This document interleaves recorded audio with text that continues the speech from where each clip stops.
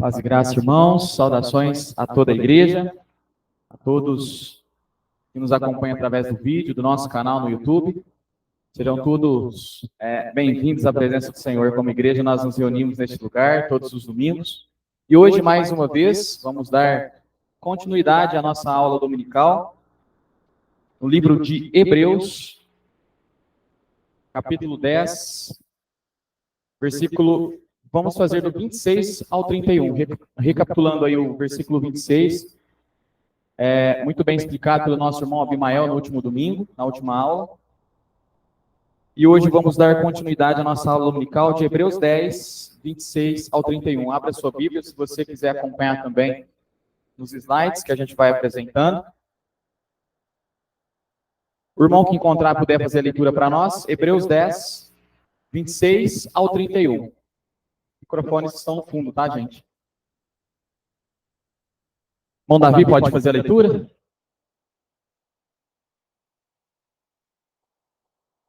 Tá, com o...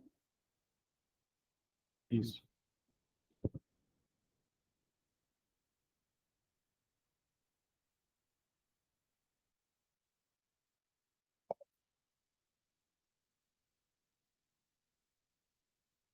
Pronto. Hebreus 10, de 26 a 31. Porque se vivermos deliberadamente em pecado, depois de termos recebido o pleno conhecimento da verdade, já não resta sacrifício pelos pecados. Pelo contrário, certa expectação horrível de juízo e fogo vingador, prestes a consumir os adversários. Sem misericórdia, morre pelo depoimento de 2 ou 3 testemunhas quem tiver rejeitado a lei de Moisés.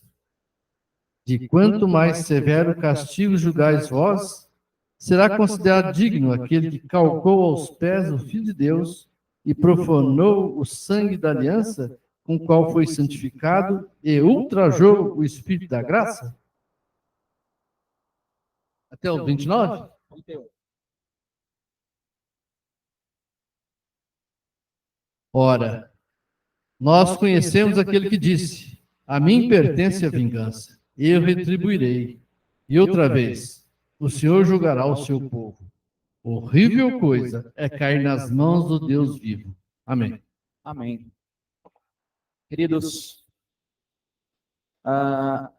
nesse momento o escritor de Hebreus, ele descreve para nós, neste momento, o terrível pecado da apostasia, como ele vem tratando durante toda a carta de Hebreus em alguns momentos, né? Vamos hoje, à luz da Bíblia, analisar o que ele quer dizer a respeito disso nestes versículos. Ele traz para nós algumas advertências, talvez você vai perceber que parece dura demais, mas se está escrito aqui, é porque se faz necessário nós ouvirmos, né? Hebreus é uma das cartas, irmãos, nós temos visto isso, mais importantes, né, de todo o Novo Testamento. Hebreus, por vezes, vai trazer para nós explicações bem claras a respeito do Antigo Testamento. Ele nos ajuda a entender muitas práticas do Antigo Testamento, né? Então, se os evangelhos, Lucas, Mateus, Marcos e João nos revela e nos mostra da vida, da morte, da ressurreição e da ascensão de Cristo, Hebreus trata do ministério sacerdotal do Senhor Jesus, né? Ele traz para nós o Cristo, o nosso Salvador, ainda intercedendo por nós, ainda aqui nos céus. Hebreus traz para nós a verdadeira compreensão do Antigo Testamento, pois é o livro que melhor trata e expressa essa transição do judaísmo para o cristianismo. Então, a gente lembra, alguns estudos atrás, falando sobre tabernáculo, falando sobre sacrifício de sangue. Essas práticas todas são usadas no Antigo Testamento, mas com um objetivo, tinha um motivo, né? E todos aqueles rituais praticados, Hebreus vem interpretando isso para nós no Novo Testamento, dizendo o seguinte: tudo isso se cumpriu em Cristo. As boas novas do Evangelho, né? Aquilo que Cristo fez na cruz é suficiente. Então, a grande tese desse livro aqui é que Jesus é melhor e superior a todas as coisas, né? Hebreus tem deixado bem claro isso para nós. Então, se este livro mostra para nós essa transição, né, que cumpre naquele dia de Jesus Cristo, celebrando a última Páscoa, pega o pão, parte e diz: este pão é meu corpo, que é dado por vós, tomai, comei. Depois ele pega o cálice e diz: este cálice é a nova aliança em meu sangue, tomai e bebei dele todos. Fazer isso em memória de mim, até que eu retorne. Todos os domingos nós nos lembramos disso. Nós fazemos isso na ceia do Senhor. Não é mesmo? Ali, então, Jesus varreu do altar todos os animais mortos em sacrifício, como era feito no Antigo Testamento.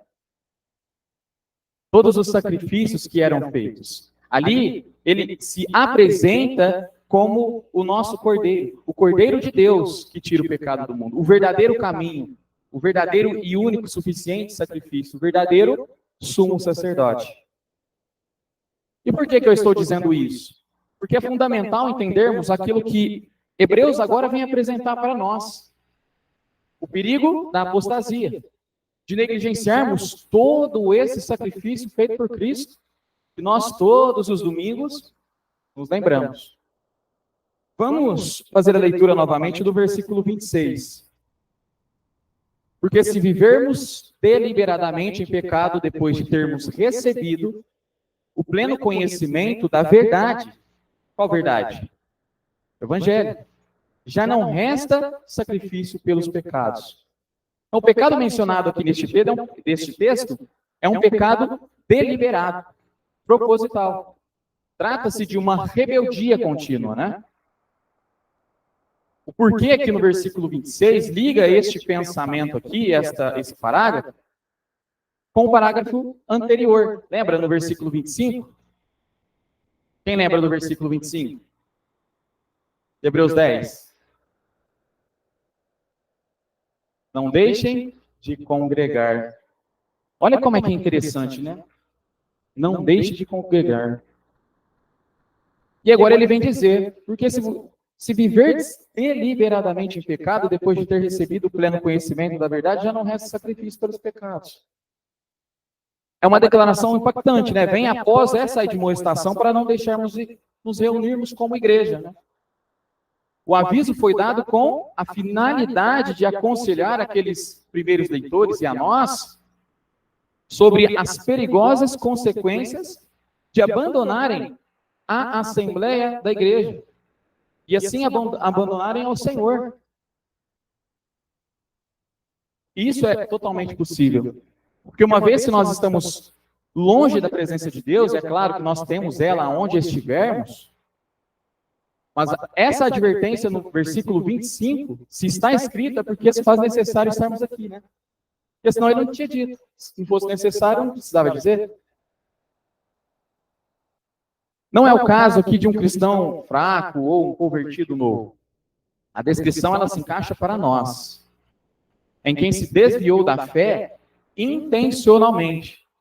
Semelhante ao texto que foi mencionado em Hebreus também, no capítulo 6, versículo 4 ao 6. Vamos abrir Hebreus 6, voltar um pouquinho. Hebreus capítulo 6, versículo 4 ao 6.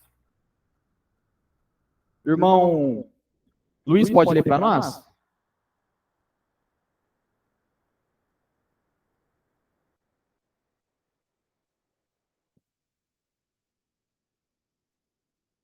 É impossível, pois que aquele que uma vez foram iluminado e provaram o dom celestial e se tornaram coparticipante do Espírito Santo e provaram a boa palavra de Deus e os poderes do mundo vindouro e caíram, sim, é impossível outra vez renová-lo para arrependimento, visto que de novo estão crucificando para si mesmo o Filho de Deus, expondo a ignomia.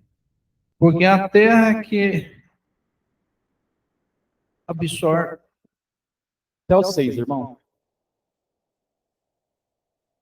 Porque a terra que absorve a chuva que frequentemente cai sobre ela e produz erva útil para aqueles por quem é também cultivada, recebe também da parte de Deus. Mas Tá aí, obrigado. E caíram, é impossível que sejam reconduzidos ao arrependimento. Pois para si mesmos estão crucificando de novo o Filho de Deus, o texto nos diz. Entendo o que está acontecendo aqui, né? Porque se vivermos deliberadamente em pecados, o autor novamente faz essa referência para nós. Ele parte do deixar de congregar lá no versículo 25 para o perigo de abandonar a Cristo numa rejeição consciente. Então, muitos abandonam a igreja e ainda alegam permanecer fiéis a Cristo. E eu pergunto aos irmãos, isso é possível? Estar distante de Deus? Ah, Lucas, mas eu tenho Deus lá fora também. Sim. Mas como permanecer em Cristo? Como permanecer em Cristo? Sem fazer parte do corpo dele. Concorda? Nós precisamos do corpo que é a igreja. Acredito eu que por isso há advertência para nós de nos reunirmos no mesmo lugar, cultuar ao Senhor, professando a mesma fé.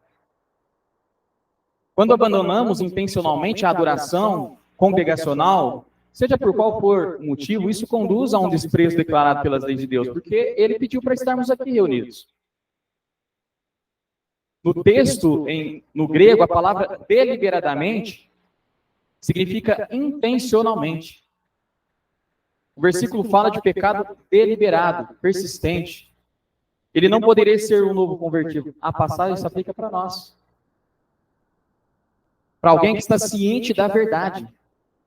E está se afastando propositalmente. Então, trata de pessoas que eram verdadeiros convertidos ou entendedores da palavra.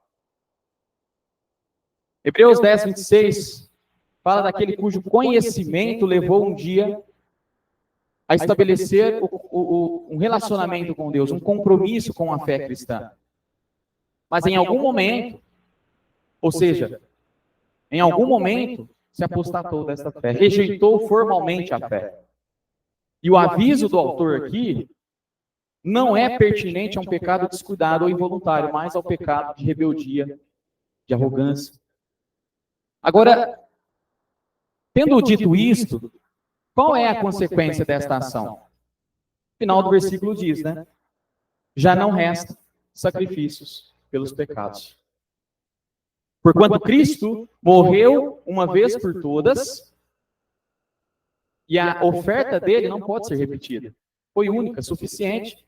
Então não existe outro meio que propicie a salvação. Quando este único meio é totalmente rejeitado ou negado por alguém, a salvação é inviabilizada. O pecado de apostasia frente à perseguição era um problema. Reincidente lá na igreja primitiva. Então, é possível um verdadeiro convertido cair da fé, irmãos? Sim, né? É possível. E Paulo disse isso. Vamos ver juntos. Romanos, capítulo 11, versículo 22. Portanto, considere a bondade e a severidade de Deus, severidade para com aqueles que caíram, mas bondade para com você, desde que permaneça na bondade dele. De outra forma, você também será cortado. Cortado da onde? Certamente é uma declaração clara sobre esta questão, né? O que nos leva ao entendimento do versículo 27. Vamos ver juntos. Irmão Abimael, pode fazer a leitura para nós? Se quiser acompanhar no slide, pode também, tá?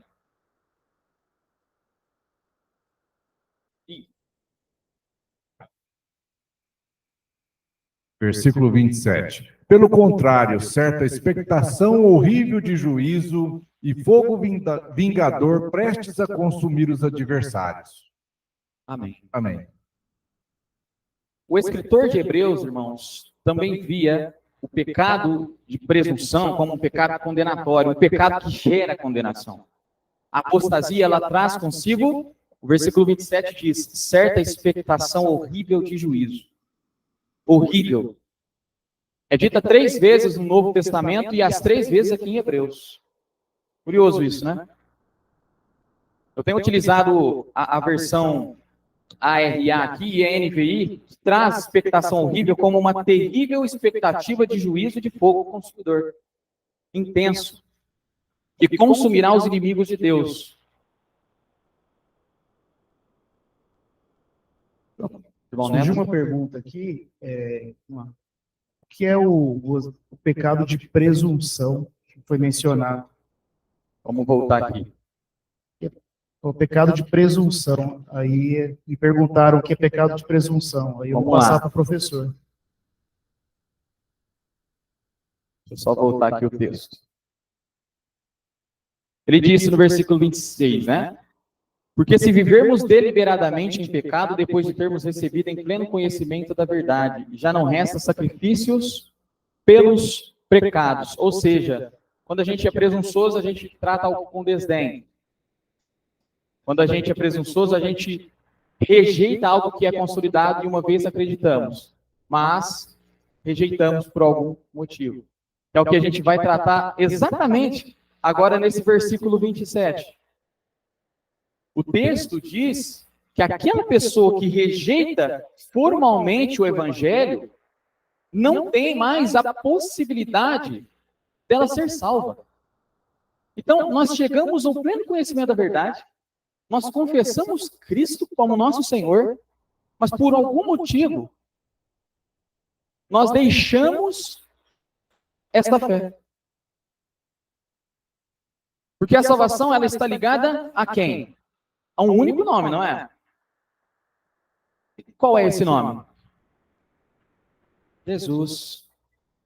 Atos, capítulo 4, verso 12. Vamos fazer a leitura juntos. Atos 4, verso 12. E não há salvação em nenhum outro, porque abaixo do céu não existe nenhum outro nome dado entre os homens, pelo qual importa que sejamos salvos. Não existe. Não há. Então, no momento em que alguém rejeita Cristo, não resta outra saída, né? Concorda? Não resta outra saída para ela. A não ser, como o texto está dizendo, parece difícil, né? Irmãos, eu não sou carrasco não, viu? É que a palavra está dizendo, não existe. A não ser o juízo, a condenação. É a consequência da apostasia. Pois ela rejeita o sacrifício de Cristo, a única saída possível de salvação, a graça redentora do nosso Senhor. Versículo 28 e 29. Quem está com o microfone?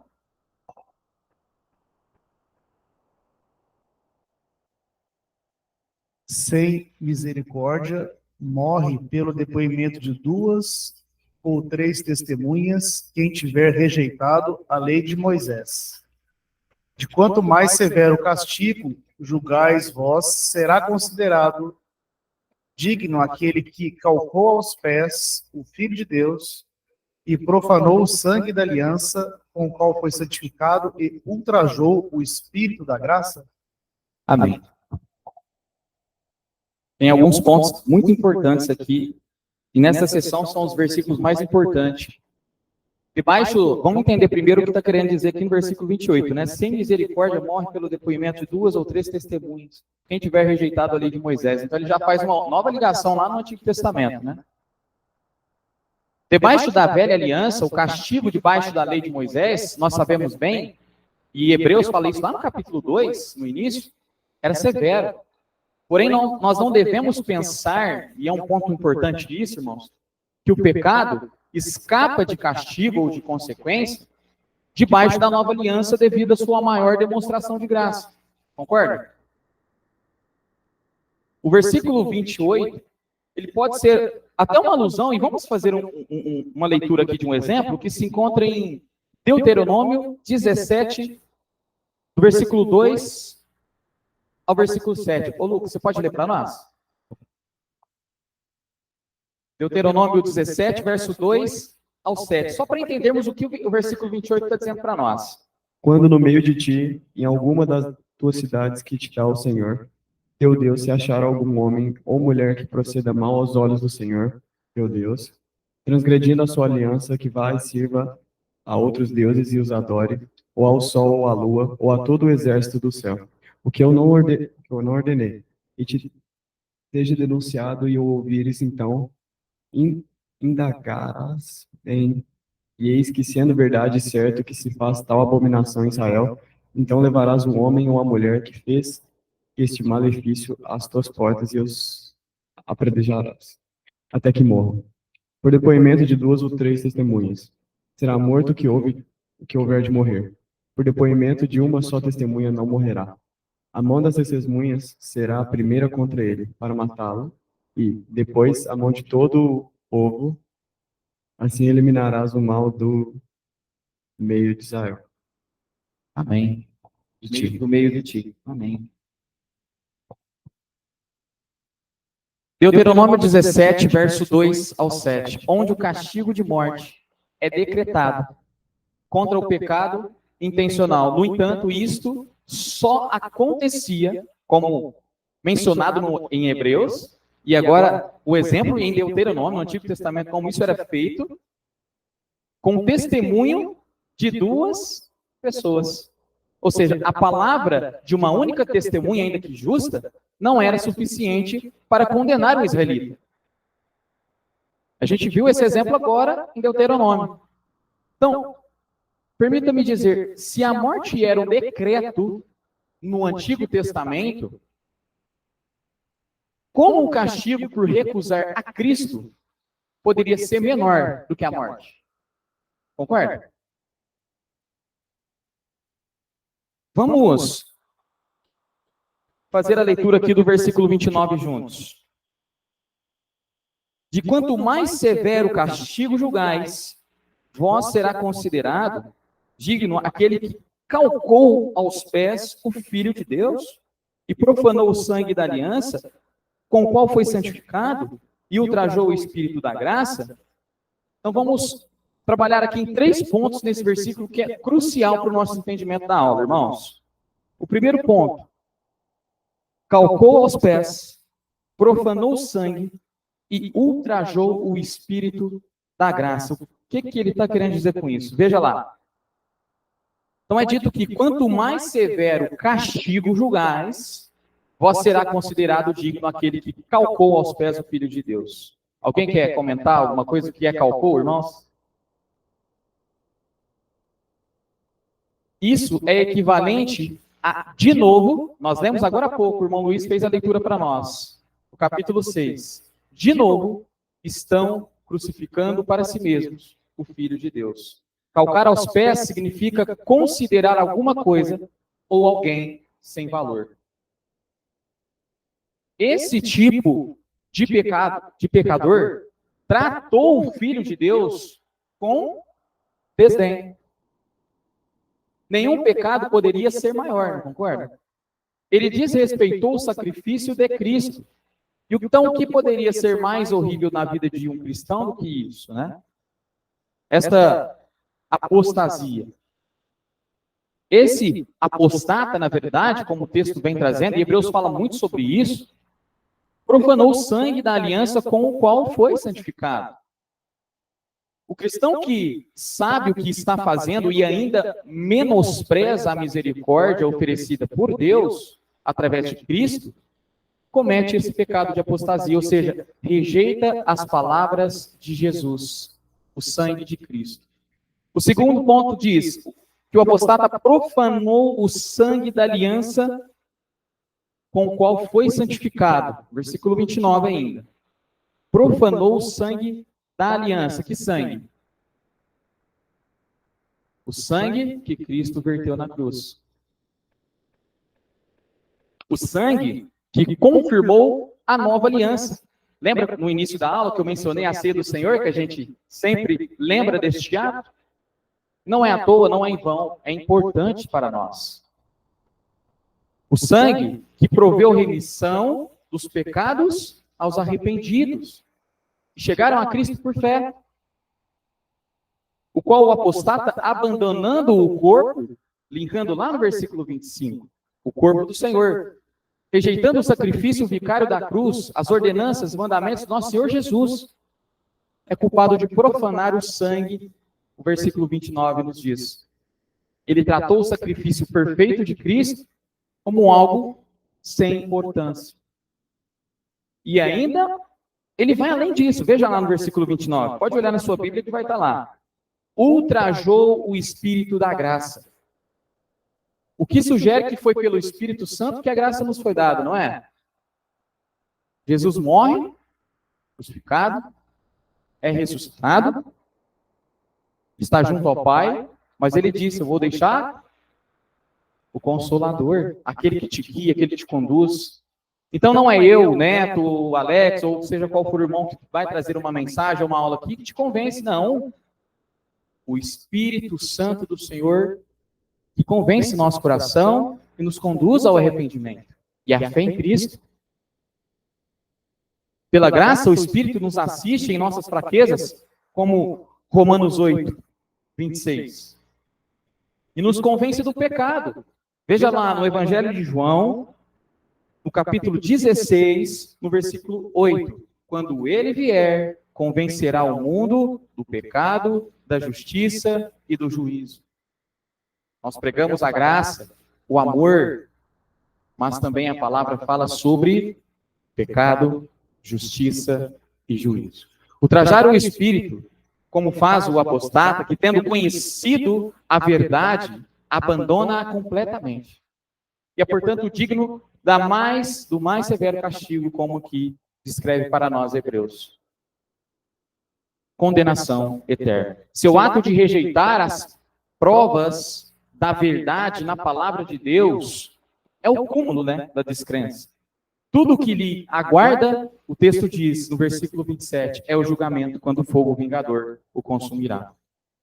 Então, Jesus falou sobre isso, sobre blasfêmia contra o Espírito Santo, em Mateus, em Marcos, em Lucas. Não vamos ler todos para não ficar extenso, mas se os irmãos quiserem fazer as anotações, eu coloquei as referências para você também, tá bom? Vamos seguir para os versículos 30 e 31, já encaminhando para a última etapa da nossa aula. Irmão, Pode comentar, irmão. Só dar um comentar aqui. Quando ele diz pisar o Filho de Deus,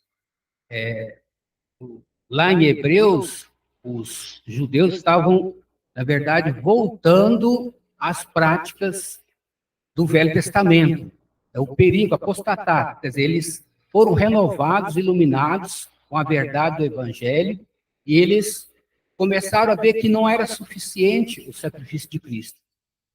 Para um judeu é difícil realmente voltar, ter desde criança aquelas práticas, e de repente aquilo não é mais necessário.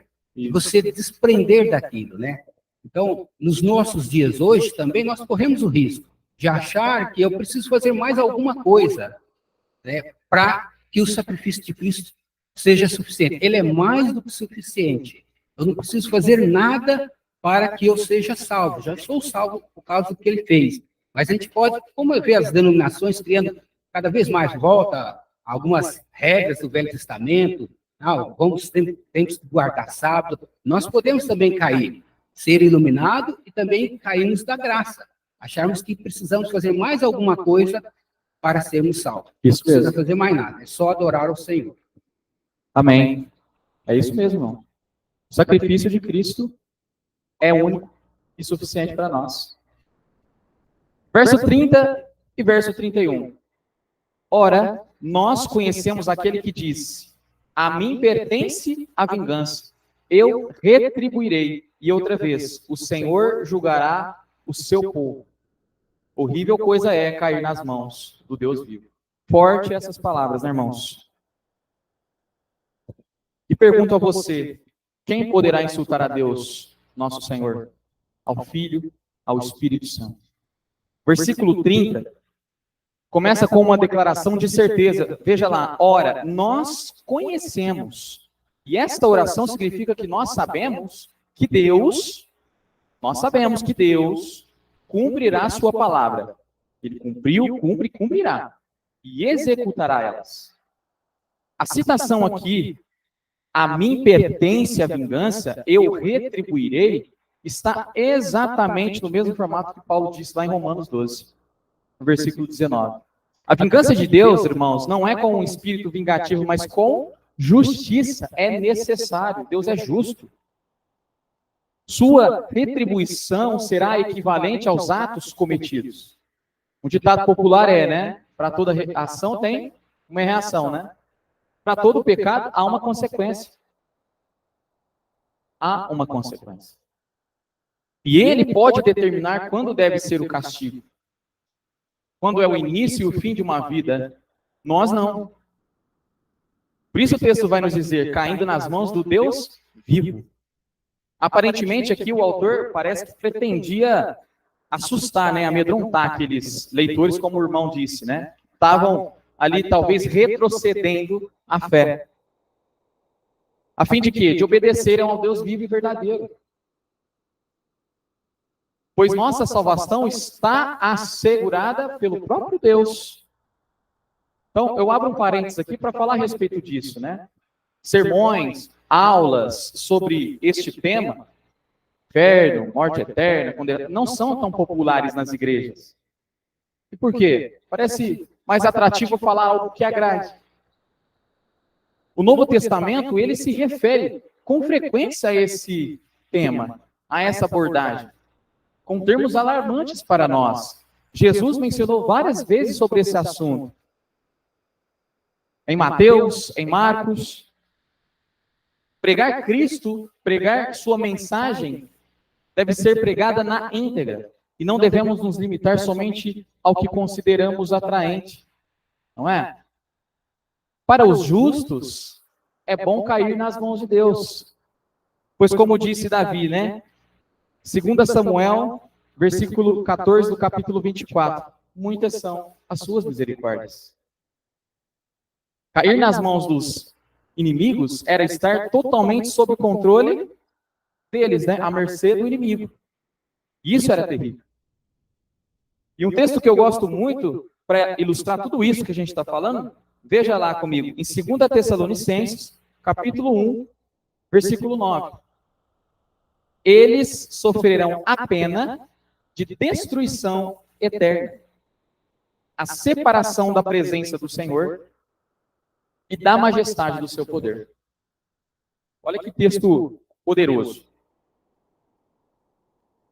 Para eu resumir para os irmãos a respeito desse assunto, o que seria a condenação eterna, o inferno, que seja, nada mais é do que esse texto está nos dizendo. A separação da presença do nosso Senhor. Hoje, nós temos ela. Mas da condenação nós não vamos ter. Imagina nós sem a presença de Deus. Paulo usava esse modelo de juízo para convencer as pessoas. Ele fez isso com Félix, lá em Atos 24, verso 25. Veja lá, quando Paulo se pôs a discorrer acerca da justiça, do domínio próprio e do juízo vindouro, Félix teve medo e disse, basta por enquanto, pode sair. Quando achar conveniente, mandarei chamá-lo de novo. Então ele queria uma mensagem que massageasse o ego dele, né? Ele não queria ouvir a verdade. Não, você está falando de justiça aí, domínio próprio, não quero saber disso, não. Quero... Entende? O governador ficou amedrontado, mas nós devemos advertir aos perdidos da condenação eterna. É uma verdade, isso está escrito, e ele mandou ide e pregar, então nós devemos fazer. Concluindo, irmãos, como no versículo 29, que eu acredito que seja a base dessa sessão aqui que nós vemos até o momento, ele diz, calcar aos pés, como eu disse, significa considerar alguma coisa ou alguém sem valor. O apostata tratou o Filho de Deus como um simples homem, e ele não é simples. Um apostata rejeitando de forma escarnecedora que Jesus, Filho de Deus, que morreu na cruz para redimir, menosprezando o Cristo, a quem ele confessou ser o Filho de Deus, e abandonando declaradamente tudo que é santo e bom dado por Jesus. E essa pessoa que rejeita, ela perde a capacidade de crer, e sua consciência está tão cauterizada que ela não consegue mudar. Por isso, como o irmão disse, nós precisamos do Espírito da graça, o Espírito que nos convence, e estarmos aqui reunidos neste mesmo lugar para alimentarmos da mesma fé, professando essa mesma fé. E não rejeitar o único meio de se aproximar do nosso Deus Pai. Para o cristão, para nós, cristãos, reconhecer Cristo, irmãos, é a confissão mais nobre e importante que ele pode fazer, que nós podemos fazer. Agora, negar a Cristo, ao seu papel e ao seu propósito em nossas vidas é a pior das profanações. É o que Hebreus está dizendo. É de fato horrível cair nas mãos do Deus vivo. O versículo 31 conclui nos dizendo: para quem é fiel a Cristo, as mãos do Todo-Poderoso podem ser gentis, boa, bondosa. Há muito preparado para nós. Agora, por trás de toda essa advertência que vemos aqui hoje, parecem palavras muito duras. Por trás de toda essa advertência divina de vingança, está a oferta de misericórdia a todo aquele que verdadeiramente se arrepende e volta para o aprisco. O convite é para todos nós estarmos aqui nesse mesmo ajuntamento de pessoas, crer no Senhor Jesus e aqui permanecermos fiéis. Amém? Vamos concluir a aula até aqui, irmãos, versículo 31. Na próxima aula, próxima vai ser a aula das irmãs, né? Então, no domingo seguinte, a gente continua de Hebreus 10, a partir do versículo 32. Amém? Vamos fazer agora uma pausa para o nosso café e logo voltamos para o culto de adoração. Em nome de Jesus.